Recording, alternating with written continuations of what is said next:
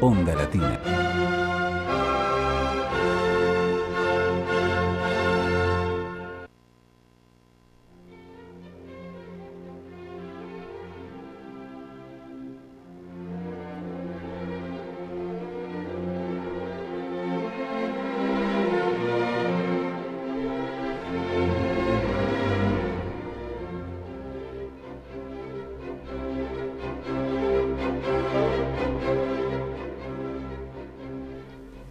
Buenas tardes, estamos en un programa La Mirada en el Tiempo. Es una emisión especial por la fecha 17 de agosto, que vamos a recordar a San Martín.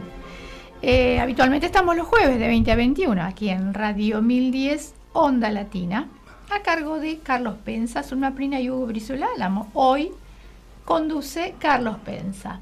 ¿Qué tal? Hola Marta, hola oyentes. Bueno, acá estamos intentando acompañar el día de San Martín. Así es. Vamos a hacer un enfoque, luego lo explico. Haga usted la introducción, Marta, y diremos algunas cosas para después explicar qué haremos hoy, digamos, homenajeando a José de San Martín. Así es. Bueno, empezamos con nuestro anunciante. Editorial Signo Vital publica sus libros en internet para su venta masiva en todo el mundo.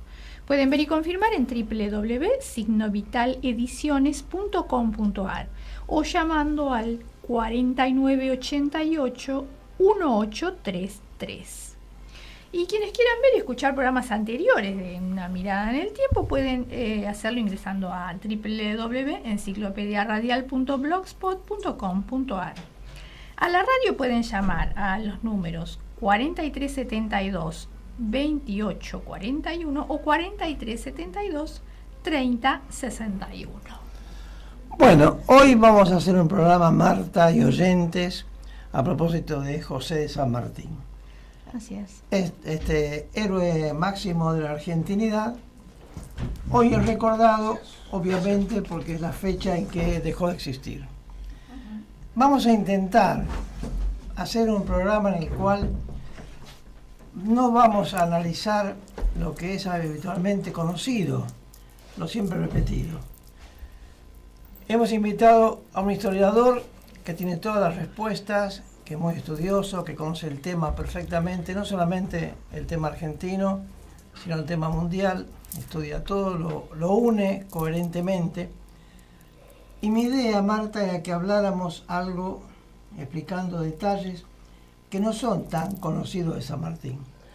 Porque en lo demás, en lo que significa lo que habitualmente se comenta, está muy sabido. Desde la escuela primaria escuchamos la historia de San Martín, con un formato más o menos repetido, y esto ha dejado algunas dudas que intentaremos hoy aclarar, dado que tenemos un invitado que nos puede decir muchas cosas. Muy valioso, claro que sí. Es el doctor Ricardo Vitiriti. Doctor, bienvenido nuevamente, que ha estado en otras ocasiones. No, al muy honrado por la invitación de ustedes. Bueno, les recordamos a la audiencia que el doctor Ricardo Vitiriti es doctor en Historia y Teología, fundador y director del Museo General Belgrano y del Museo Jefes de Estado Argentino. Ambos están en la calle Bermúdez 400, en el barrio Vélez Arfield. Doctor Vitiriti, sí. Yo voy a hacerle algunos enfoques, algunas preguntas que amigos, yo tengo un grupo de amigos, asesores, que cuando planteo temas que van a estar acá en el aire, me plantean dudas, dificultades, preguntas que pueden ser interesantes. Entonces, bueno, para ser ordenados, por ejemplo, llama la atención, yendo a la historia de José de San Martín, que San Martín vivió hasta los 5 años en Yapeyú, algo así es. Sí. Pero lo más llamativo es que a los 11 años ingresó al regimiento de infantería de Murcia. Perfecto. Llamado el Leal, de Regimiento Sí, de Infantería. claro. Era infante al principio.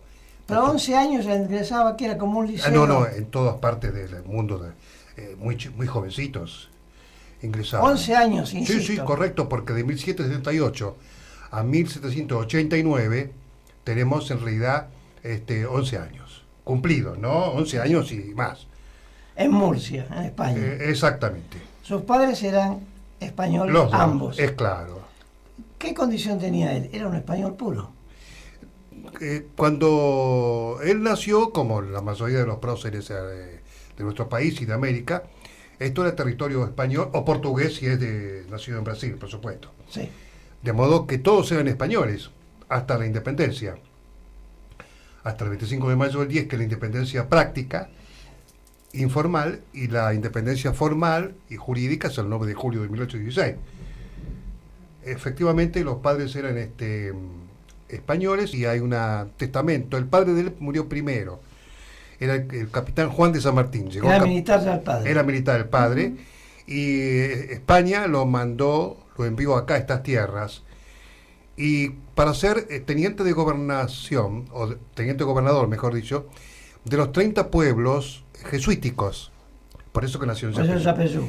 El historiador uruguayo Luis Azaola Gil descubrió que los 5 hermanos, porque era el prócer y 4 hermanos más, la mayor era mujer, María Elena.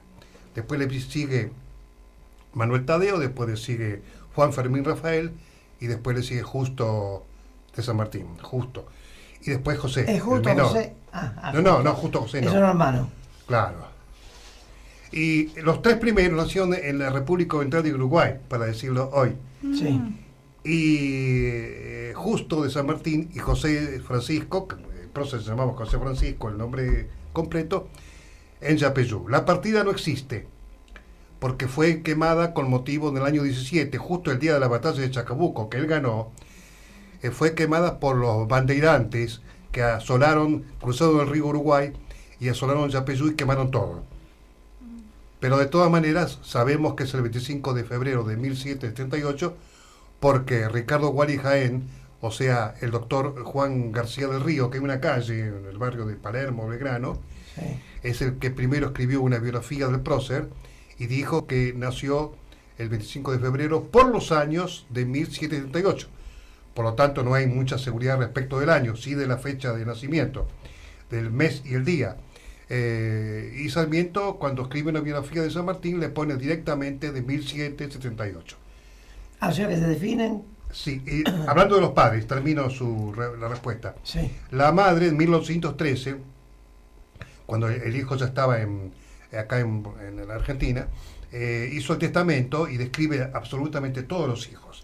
Y dice que el José es el que menos costo me dio, porque todos los hermanos varones también fueron militares y permanecieron fieles a España. Y José Francisco no. Se vino para acá. Ese punto es muy interesante. Muy interesante. ¿Por qué no mantiene la fidelidad a España? Porque mucha gente sostiene que San Martín, primero que él no vino voluntariamente, no fue su idea volver, lo fueron a buscar. Los patriotas estaban buscando que volviera al país, así dicen algunas notas que he leído, porque hacía falta una persona, un militar de la calidad de San Martín. O sea que no fue intención de él, pareciera, volver al país. Mi opinión. Su opinión, por supuesto. Sí, fue voluntad de él. Voy a decir por qué.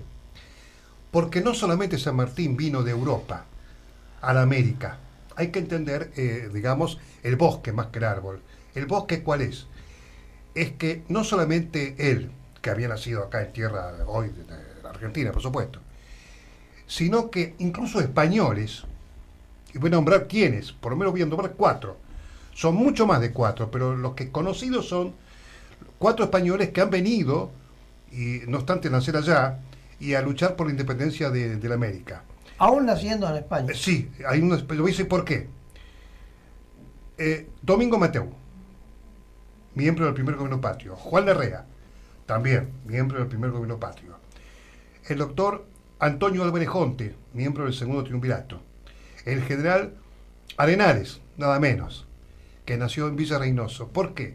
Porque cuando Napoleón en el año 8 invade España no por casualidad. España estaba en marcada decadencia en todos los aspectos, en el aspecto moral, económico, político. Y España estaba dividida entre los absolutistas y los liberales. La ideología a la cual abrazó San Martín para los liberales, por supuesto, jugó un papel preponderante más que el nacionalismo, Porque la ideología, toda ideología en realidad, política o religiosa, es una cosa que está por encima de las nacionalidades. ¿Por qué?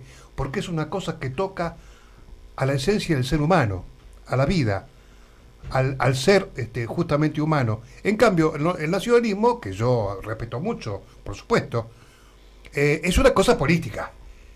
Y la política no puede estar por encima de lo humano. Primero lo humano, segundo lo humano y tercero lo humano. Es cultural. Una cuestión cultural. Entonces, algunos, es como si nosotros, por ejemplo, acá en la Argentina, ojalá que no se produzca, futuramente tengamos un gobierno pésimo. Quien sea que dentro del año que viene o dentro de 20 años, lo que sea. Sí. Y una parte del país está tan indignada como los indignados de España en este momento, ¿no? Sí, que también tiene una crisis que Cataluña se quiere separar, los vascos también. Pone en fuego al país. Sigue ese quebrantamiento, esa, digamos, intento de quiebre, sigue hasta la época de hoy, porque hablan en distinto idioma, y yo aprovecho para decir que nosotros no hablamos español, hablamos castellano, porque los catalanes hablan su idioma y los vascos y los gallegos otro. Bien, pero siguiendo con el tema, muchos oficiales procedentes de España o procedentes de Europa vinieron a América. No es solamente San Martín. No es solamente San Martín. Es un movimiento de traslado de civiles y de oficiales, especialmente del ejército, de la marina. El caso del almirante Brown, que no era español, era irlandés, por supuesto, pero que se vino para acá en el año 11, con motivo que evidentemente la guerra continuaba en América española. La guerra, en este caso, por la independencia, como surgió luego, ¿no? Por supuesto. Y ya... Oiga, pero perdóneme, ¿venían entonces por la guerra como un objeto de trabajo o venían por la libertad de América? Las dos, por las dos cosas, y aparte, vuelvo a decir, por una ideología. Hay que entender que lo que voy a decir ahora no debe ser tomado en cuenta políticamente como un concepto de la actualidad, sino de aquella época, 1810 para acá. La gran revolución de América lo hicieron los liberales, que no tiene nada que ver con los liberales de ahora. Se llaman liberales, pero para mí son conservadores. Quema la palabra liberal, porque en realidad han sido, vuelvo a decir, conservadores del año 30 para acá o antes también. ¿Por qué eran liberales? Porque chocaron con los absolutistas. Los absolutistas en España querían que no solamente se mantuviera la monarquía absoluta a favor de Fernando VII, sino en América. Y los liberales españoles inclusive, y de todas partes de Europa. Por ejemplo, el barón de Hollenberg, austríaco, ha venido acá como jefe de artillería. Y muchos hombres, comenzamos este hombre, el marino, Hipólito Bouillard, era francés ese, ¿no? Doctor Vitriti, los liberales eran revolucionarios. Sí, es lo mismo. Comparativamente con lo que era la monarquía la revolución absoluta, liberal, claro. Eran revolucionarios. Eso es el panorama básico. En la actualidad, que los liberales tengan otro tipo de ropaje no depende por eso aclaré yo que del origen. Claro, que no debemos tomarlo con el concepto actual de la palabra liberal, ¿no es cierto? Es decir, que San Martín era un gran ideólogo, no un filósofo de la política, pero sí estaba claro, él tenía claridad respecto de su ideología política que coincidía porque la Revolución Francesa ha hecho un gran impulso en la variación de las ideas a favor del liberalismo en Europa y después en América. No, partamos de ahí. Entonces, además otra cosa, España no había tratado bien a los americanos. Digo americanos, todos nacidos en América del Sur. ¿Aún siendo de padres españoles? Ah, sí. Porque, por ejemplo, Alberdi se queja de que San Martín ascendió poco a teniente coronel con 22 años de antigüedad. ¿Era discriminado entonces? Sí, eran preferidos no obstante que San Martín tuvo buenos jefes, el general Ricardos, por ejemplo, ¿no es cierto?, y otros, Coligny, que era un gran general de la resistencia española contra Francia, 22 años para llegar a teniente coronel, en aquella época era poco grado. Además, entonces Alberdi, que no era militar, ahí se equivoca porque no tiene que criticar a San Martín, porque no obstante lo cual él tiene una frase, San Martín, a pesar de ser americano, etcétera, bueno, pudo ascender a teniente coronel. Cuando viene acá el primer triunvirato con Rivadavia a la cabeza, le respeta el grado de teniente coronel y le hace fue la formación del ejército. No sé si está claro por qué, no solamente San Martín, Bolívar, que estuvo en Europa, vino para la América. Nos quedamos con el tema. O'Higgins también. Doctor Vitility, Sí. nos quedamos con el título de teniente general. Teniente coronel. Teniente coronel. ¿Y cómo llega a general, entonces, acá en América? En América porque a la altura del combate de San Lorenzo lo ascienden a coronel. A teniente coronel pasa a coronel, A coronel. por San Lorenzo. A la época de San Lorenzo, sí. La época de la batalla. No, de combate, porque De combate. para que sea una batalla tiene que haber columnas. Y acá fue dos escuadrones de granaderos. Los granaderos se dividían en 4 escuadrones. 2 de ellos fueron allá porque para combatir en San Lorenzo, cerca de Rosario, porque la incursión de los españoles desde Montevideo. Y 2 escuadrones se quedaban aquí en Buenos Aires. Lavalle, que tenía 14 años en aquella época, porque había iniciado su carrera a los 13 en el regimiento de granaderos, lamentó siempre no ir con San Martín al norte para combinar con Belgrano, eso después fue, ¿no? Y tampoco con el combate de San Lorenzo. Luego asciende a coronel mayor, después del combate. Después coronel mayor. Sí, los grados, inclusive hoy día en el ejército existe como excepcionalidad el grado de coronel mayor, pero eso son muy pocos. Después viene hoy día general de brigada, general de división y teniente general. Pero en aquella época, haciendo un reconto rápido de la vida de San Martín, luego del combate de San Lorenzo es designado como segundo jefe del ejército auxiliar del Perú al mando del general Belgrano. Y ahí se conocen en Tucumán.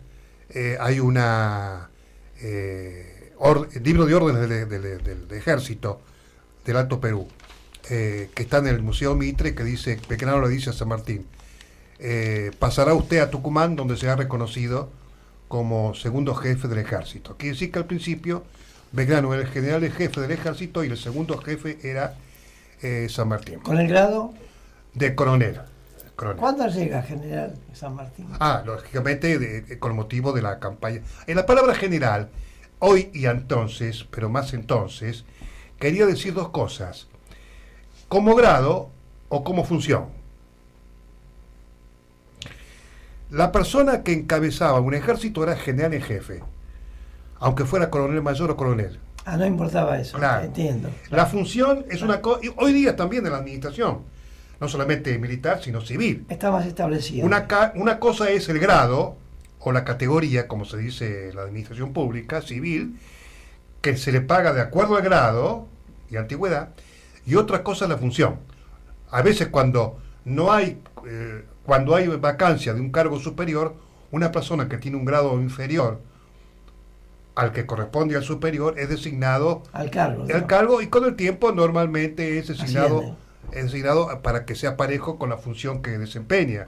O sea, después de ser entonces segundo de Belgrano. Exacto. Digamos, esto es un tema históricamente no tratado. No tratado, no difundido. Ambos próceres y la vida de San Martín tiene mucho que ver con Belgrano. Voy a decir por qué.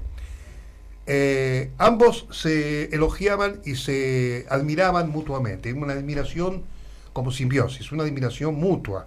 Desconocía este tipo de vinculación. Exacto. Jerárquica, Belgrano Sí, primero, San Martín después. Exacto. Después, cuando Belgrano baja a Buenos Aires para hacer la misión diplomática a Europa, que eso no es el tema nuestro de hoy, Sí, sí. San Martín queda como jefe transitoriamente porque después pide ir a Mendoza con motivo de su idea y la idea de todos, no solamente la idea de él, de Mendoza formar un ejército nuevo y cruzar la cordillera, o por lo menos tener una fuerza importante para atajar una posible invasión al revés, española desde Chile a Mendoza o a Cuyo. San Martín es una etapa interesante, la de Mendoza.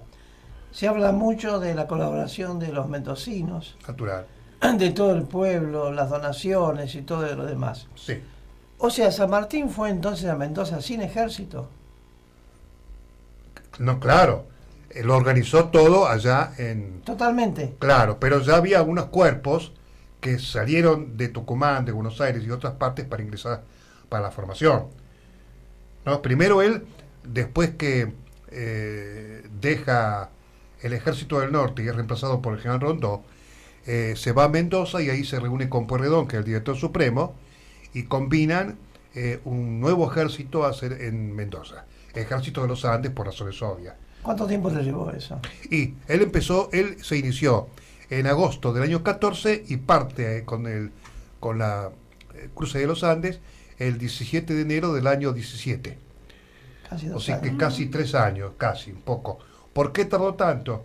Y porque había dificultades en la provisión desde Buenos Aires y de otros lugares. Él tuvo problemas siempre, San Tuvo Martín, con el problemas, pero gobierno. claro, pero el problema no es por él, el problema es que el gobierno de Buenos Aires, o sea, el gobierno nacional, tenía que atender la parte norte, que desde el año 16 estuvo otra vez a cargo del Belgrano, con la avanzada de Güemes, desde el año 16, antes de que partiera San Martín a Chile, desde Mendoza, y el problema de la banda oriental de Uruguay, no solamente con los españoles que estaban ahí, sino también con el tema del problema de Artigas. O sea, fue dramática, porque no fue una guerra ¿Y los entre dos. caudillos cómo jugaban ahí? Jugaban sin que sea, no puedo acusar la intención de ellos, retrasar toda empresa libertadora. Eso tengo entendido. Inconscientemente es posible, porque algunos que nos escucharán son enterrianos, santovecinos, y no quisiera que piensen mal de nosotros y que No, yo diría, doctor, la autonomía es muy respetable. yo diría más bien que fue una actitud ignorante más que específica. Sí, porque los caudillos no eran liberales, ahí está el tema. Eran conservadores, es una opinión, esto es una opinión mía. Lo que yo dije hasta el momento creo que es objetivo, pero ¿por qué? Porque eran propietarios de media provincia.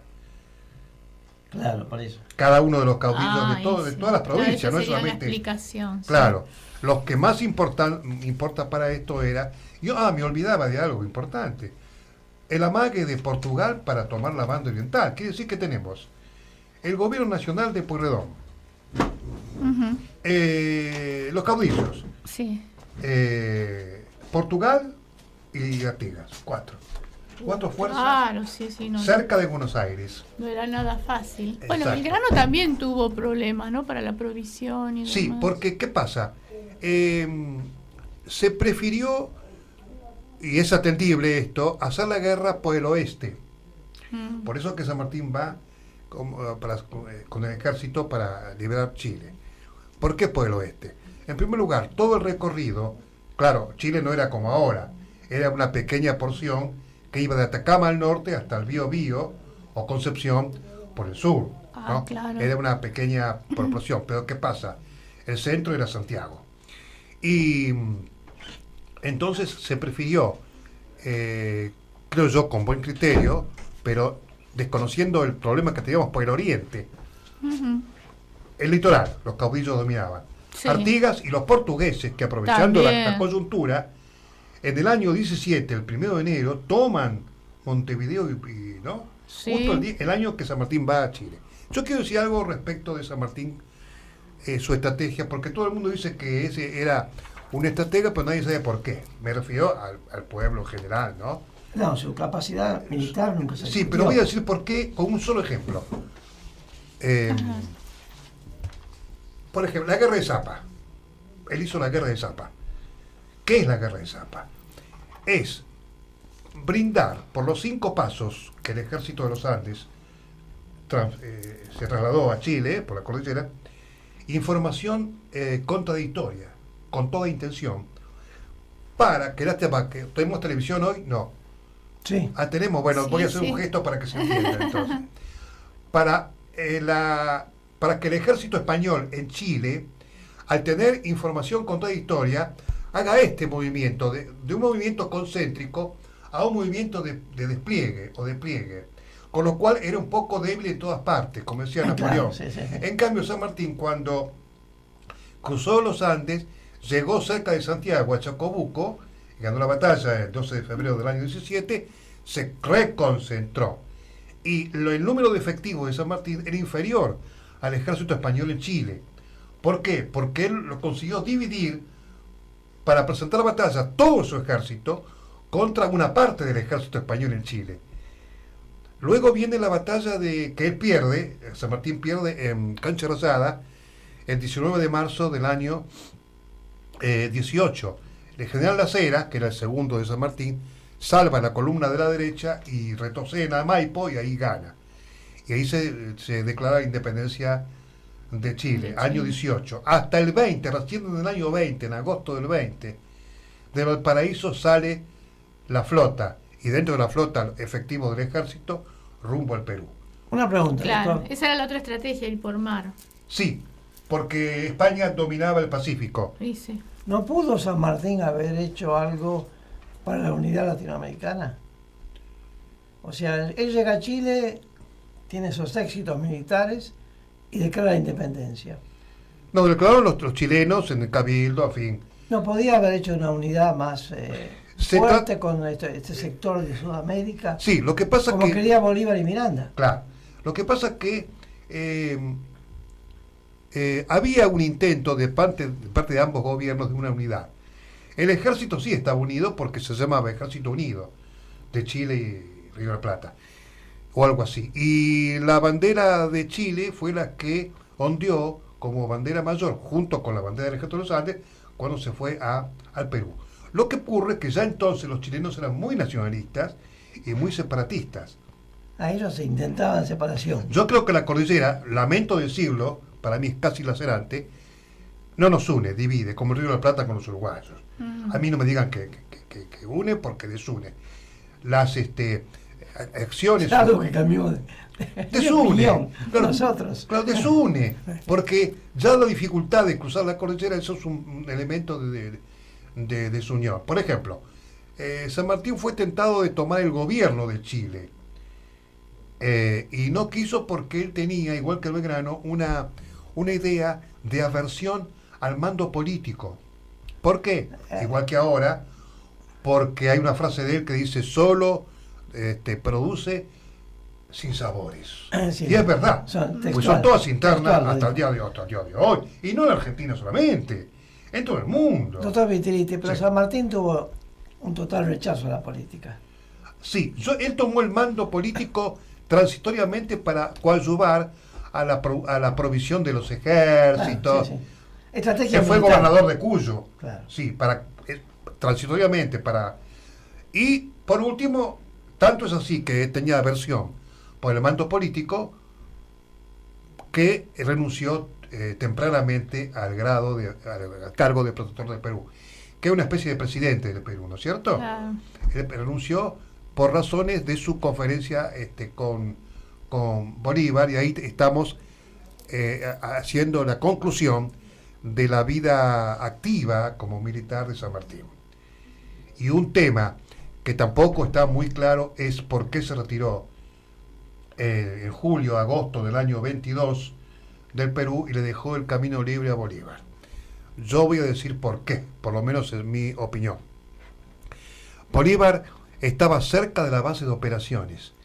Tenía el mando de Bolívar. de Bolívar. Bolívar estaba cerca de su base de operaciones. Hablamos de Guayaquil ahora. Hablamos de Guayaquil, la entrevista. Antes que me olvide, cuando San Martín llega, antes de llegar a Bolívar, resulta que en Guayaquil había una junta de gobierno que era favorable al Perú, era peruanista, como se decía antes, y no colombianista. Colombianista es por Venezuela y Colombia, que formaba una gran Colombia.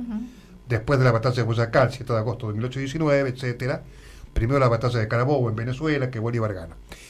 Bolívar estaba cerca de la base de operaciones. Cuando San Martín va a Guayaquil, días antes se produce un golpe de Estado de orientación colombianista, y casi San Martín no baja a Guayaquil, porque se dio cuenta de que si hay un golpe de Estado, como hubo, y ya hay un gobierno de Guayaquil, que es la parte sur de Ecuador, y cambia el gobierno, ya la cosa para que Guayaquil sea del Perú se oscurece, o disminuye notoriamente, o desaparece como posibilidad. A ver si De usted todas maneras se entrevistó con Bolívar.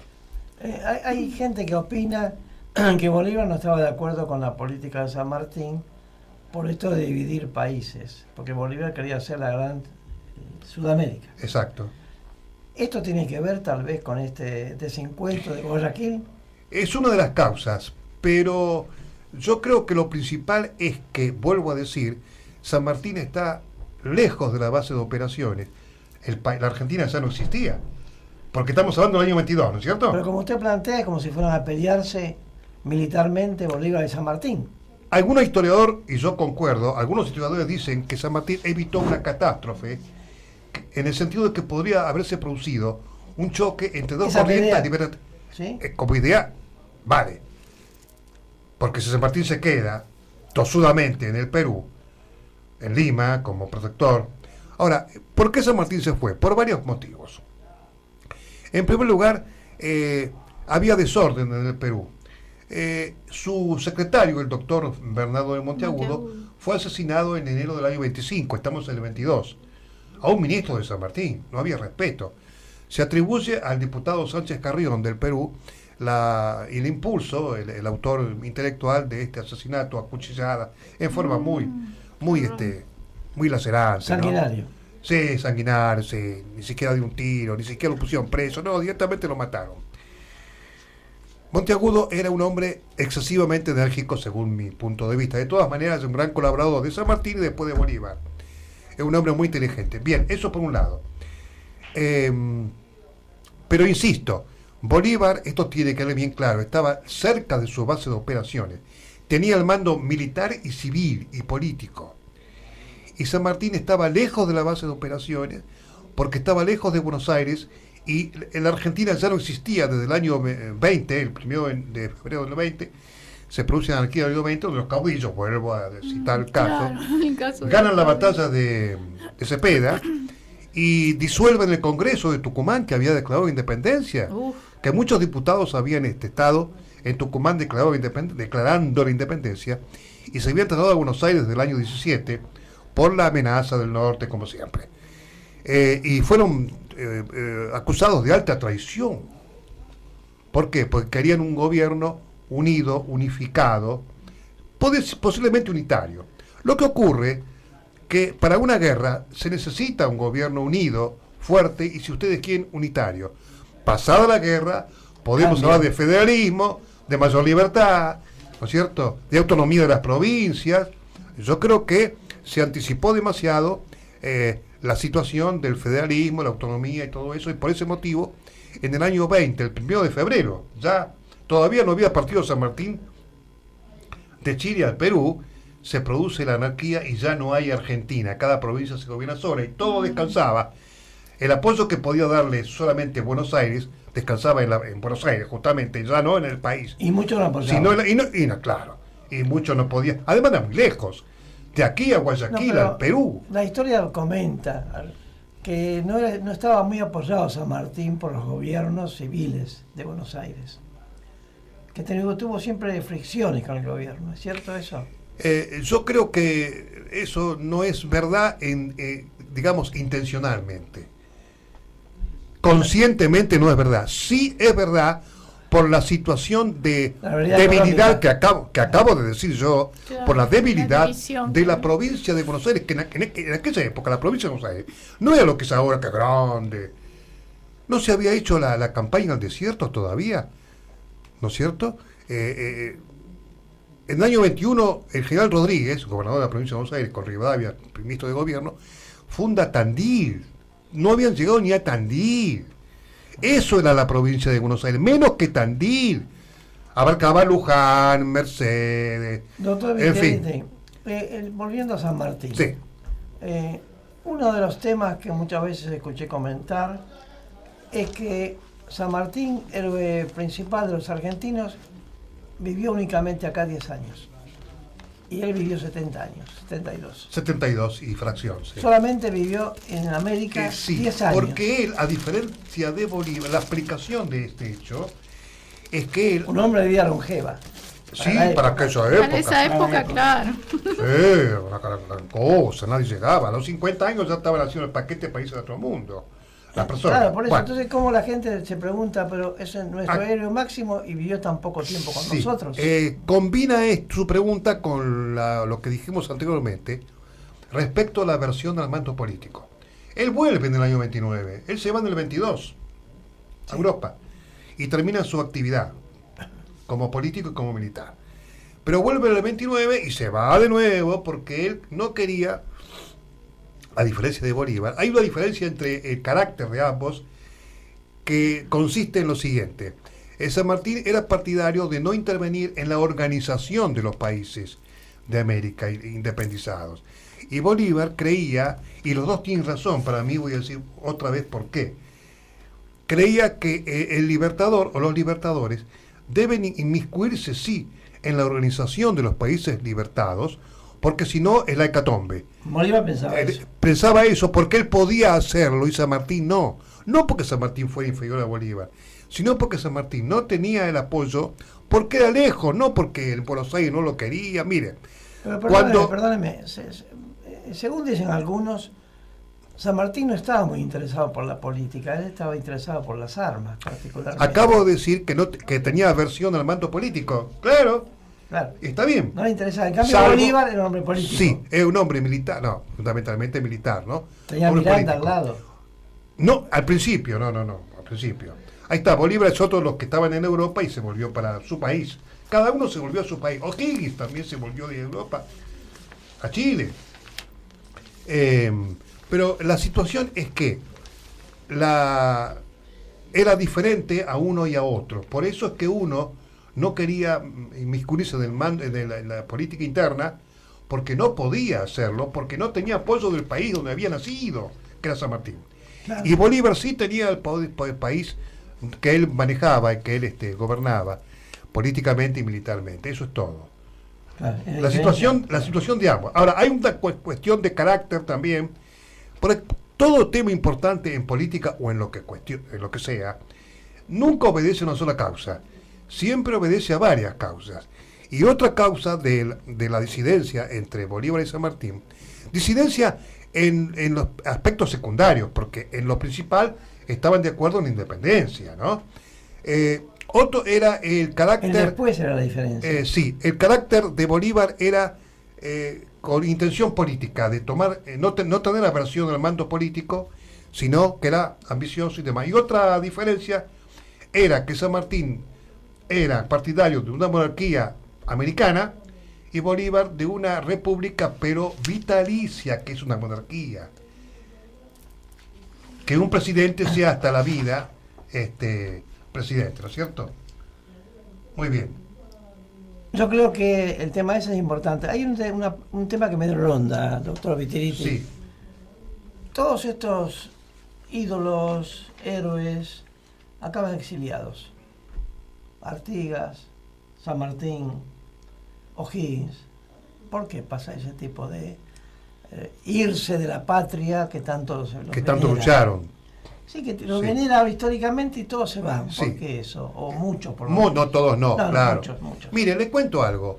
En el año, cerca del año 1830 que murió Bolívar, el mariscal Sucre, el lugarteniente de él, es asesinado.